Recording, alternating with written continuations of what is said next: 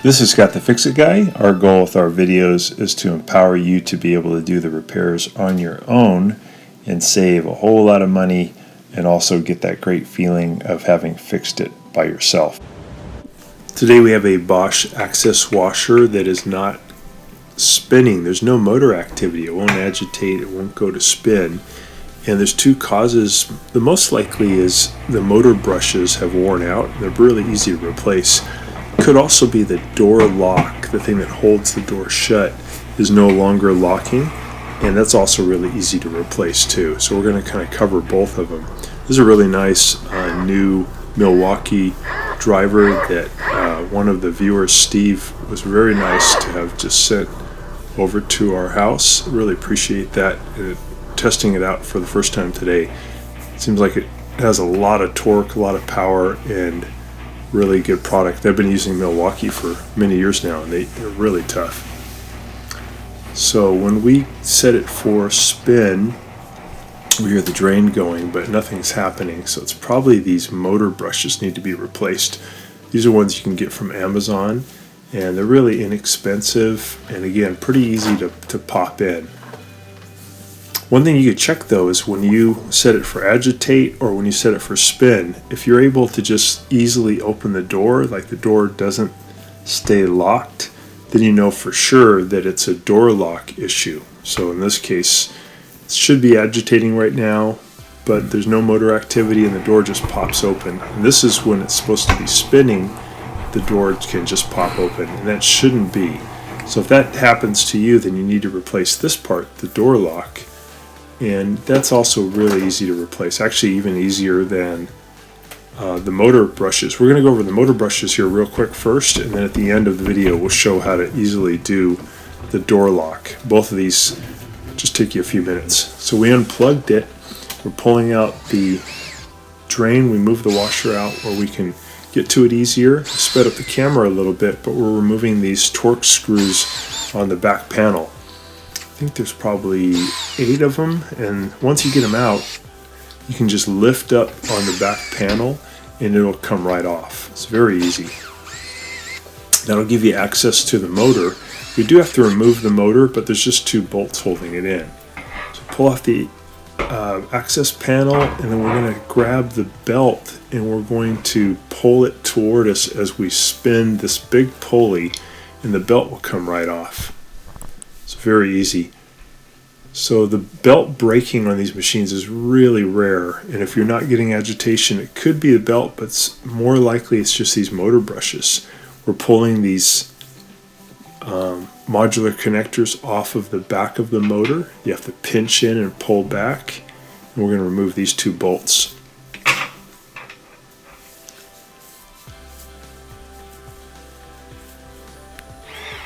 Trying out this new wrench works. This new Milwaukee driver works really good. These are usually torqued in pretty hard, and they came right out easily. So I'm going to use a standard head screwdriver now, and I'm going to push from the back between the tub and the motor to kind of get this thing moving, because it will come off, but you need to get a little leverage probably to start it. And once I got that moving forward by about 1/4 inch, now I can just grab it and pull the motor toward me by about 2 inches, and now I can slide the motor out. I'm going to slide it under the tub, slide it out, and now I have really good access. And now it's easy to get to the motor brushes. I'm going to take some needle nose pliers and pull off the spade connector that's hooked on, bringing power to the motor brush. Once I get that off, what I'll do is take a little sharp device, or you could take a standard head screwdriver and just push this towards you, and then you can pull the old motor brush out. This one's only about maybe a little less than 1/2 inch, but it should be about 1.5 inches. You can see the difference there. So that's an old one and then the new one. And when I put the new one in, I got to consider what angle. You can kind of see how we're doing it in the video. We're coming in at a slight angle, and the front of the brush has an angle on it too. If you get that wrong, it'll still work, but it'll just take a little longer to break in. So we're going to push the spring now down into the motor brush housing. So I push the motor brush in as far as it'll go, and I'm using my fingers to push the spring down into that motor brush housing. Just take your time. This is a little awkward because the spring is going to want to pop out. So you have to kind of push it down in there and then use your other hand to keep it in as you push more and more of the spring into the housing. Just take your time. And this dust I have on my fingers here in the video is just the carbon from the motor brushes, from the old brushes. It won't hurt you. It's just carbon, but it does make your hands dirty. So we're pushing that spring down in there, and now we're going to push this upper part of the spade connector into the slot. We're going to push it away from us, and we're going to push the front of it down into the front of the slot, and then we're going to push this spade connector toward us to lock it in. It's a pretty cool way that it works. So you push it in toward the back, push it down, and then bring it towards you. And then I like to put something behind it, like a standard head screwdriver, to kind of give me more leverage to push it toward me. And once I have that, I'll put the spade connector back on to bring power to the motor brush. Give you a little more of a close-up look.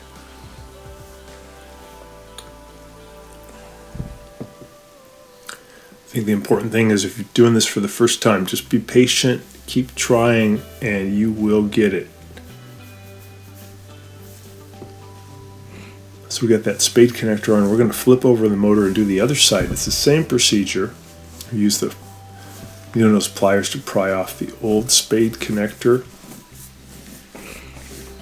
And now we can push in on this part in the front and then pull toward us to release the front of it, and then we can lift it out. That's the old one.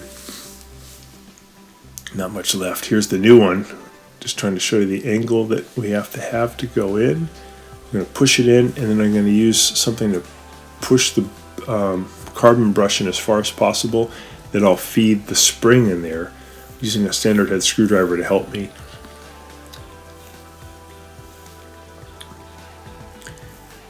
If your vision's not that great, it's really wise to do this maybe outdoors where you have a lot of light, or to make sure you're wearing glasses, or maybe even reading glasses that magnify it so you can see better what's going on. Basically need a lot of light. Just making sure I get the spring to feed down into that housing, just doing it a little bit at a time. And then I'll make sure that the the copper wire is fed all the way down in there too. And then I'll push the top of that spade connector into the slot, and then I'll push the part nearest to me down into the front of the slot, and then I'll use my standard head screwdriver to push on the back of it to lock it in. So we can get a little more of a close-up here.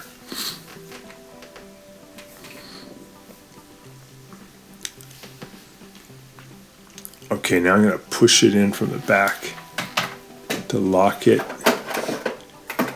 There we go. And now I can put the spade connector back on.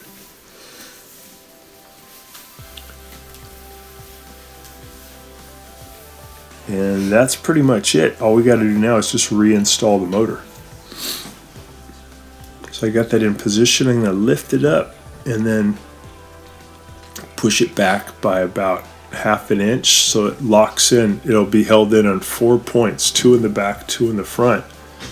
I'm going to put the modular connector back in. I'm going to push in really hard to make sure it locks in all the way. I'll put on this little ground spade connector here below it.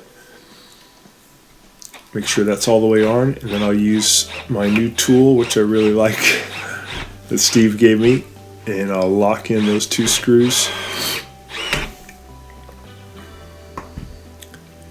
I'm going to put the belt back on. I'm going to put the rib side against the small motor pulley and feed it onto the big pulley, and then I'll just turn the big pulley toward me and that'll feed the belt right on. Really easy and quick to do.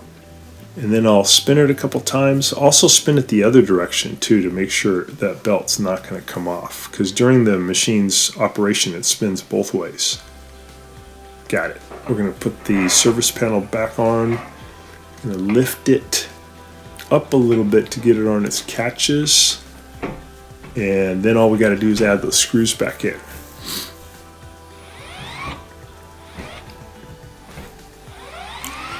So these screws are a little bit different. These are bigger, and then the ones that go on the perimeter on the top and bottom are a different color. They're brass and they're a little smaller. These are all driven with Torx bits. So if you do need to change the door lock, you just use a standard head screwdriver, pry off this spring clamp, and then you got to pull the boot off to give you some room to work. Take out these two Torx screws, and then you can grab the door lock, pull it towards you, and there's two modular connectors you have to pinch. It's a little bit hard to get to them. You have to pinch and pull them off. You can then take the old door lock off. You know the door lock's bad, that if during spin that you can just open the door, you know that door lock has failed and it's time to replace it. So here is the new door lock that you can get online.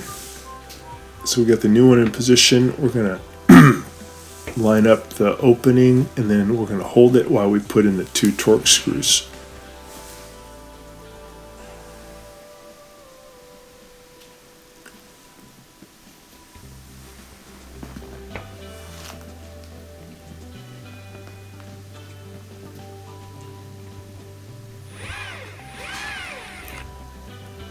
So 1, 2, and then we're going to just put the boot back on and use our thumbs to feed that back over that ridge, and then we're going to lubricate the spring clamp with some detergent and then put that back over to hold on the front of the boot.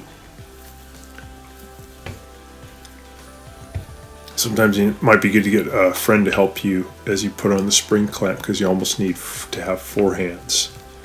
And that's it.